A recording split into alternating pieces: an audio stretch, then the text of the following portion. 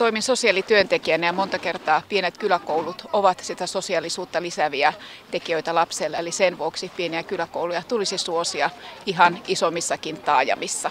Yhteisöllisyyttä, mitä kyläkoulut tuo sinne kylään, niin se on jotain sellaista, mitä ei pysty oikeastaan rahalla korvaamaan. Että koulut aina tuo sen oman kyläyhteisön sydämeen, koska se on niin merkityksellinen asia kyläläisille. Että esimerkiksi jos perusturvaan laitettaisiin ennaltaehkäisevään työhön lisää resursseja ja toimintamalleja, niin se voisi heti säästää monta 100 000 lastensuojelumenoja, niin kuin tällä hetkellä on tehtykin. Eli ne säästöt on säästynyt, mutta nehän ei näy missään, koska ne kulut olisi tullut parin vuoden päästä meillä varmasti. Eli tällä tavalla toimintaa pitäisi kehittää, eikä tällä tavalla, että leikataan 60 000 sieltä, 20 000 täältä. Toimintoja kehittämällä ja sitä vaikuttavuutta arvioimalla pitemmän päälle. Et mun mielestä tämmöiset 50 000 sieltä, 20 000 täältä, niin musta ne on ihan niin kuin naurettavia eikä palvele sitä kunnan toiminnan niin kuin kehittämistä millään tavalla. Ja kunta teki hyvän taloustuloksen viime vuonna, eli säästöpaineita ei ole sellaisia, että koulun säästöt tarvittaisiin tällä hetkellä.